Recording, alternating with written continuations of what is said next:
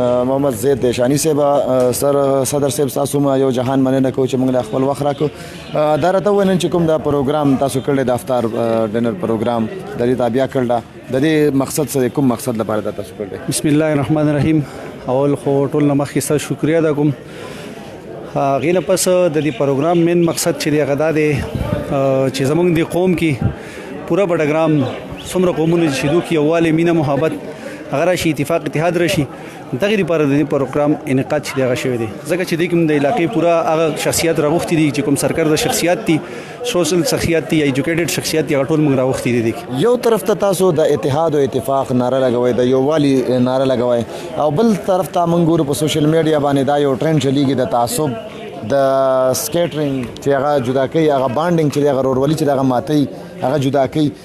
هغه ټرند چلیږي نو هغه ټرند چې کوم کسان چلی هغه ته بس ویل غواړي او د تعصب ته کوم چې د دیشان او د پنځګل په مسک دا چلیږي د تاسو کوم نظر غواړي؟ دا خو ان شاء الله وختي خبرې دي چې نور زمنګ پروګرام چې کوم دی هغه یو براډ پروګرام دی او غټ پروګرام دی ان شاء الله د اختر نورستو با دا پروګرام چې د موږ ځلې ستا ته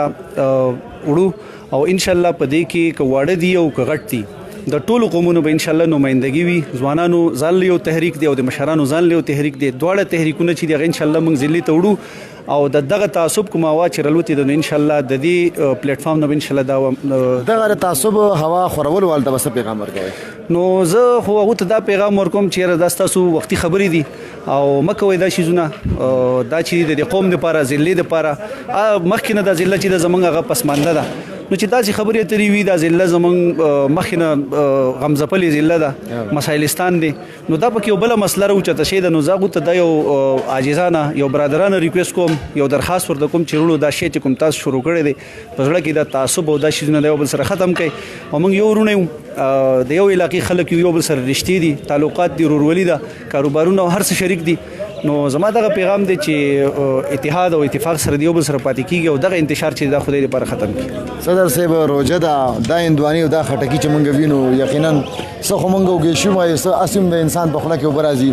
بیا مسافر رونه دي هغه خو یقینا چې ډیر زیات لري دي د مو خو بل ته عمله کو لاس به ورته وسو خدای خو لاس هم نرسي هغه مسافر ته بس پیغام ورکوي. نو ان شاء الله هم خپل پروګرامات چې دی کوي او دا یو قسم له داسې پروګرام دی چې یقینا نشته دی هغه کمې موږ محسوسو په دې پروګرام کې خو بهر لغو ته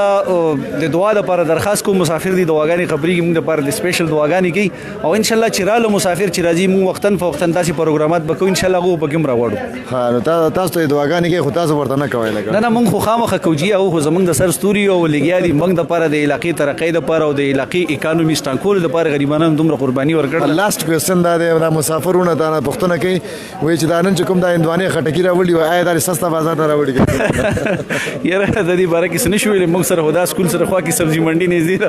موږ دې نه راوړلي او هغه الریډي سستا بازار چاته دی نو یاره د دې باره کې خو معنی دی اوري داسې خاص بازار ته زیات زم نه او مشران دي سستا بازار نشته دی یاره سره شوم نه ډیره مننه جی.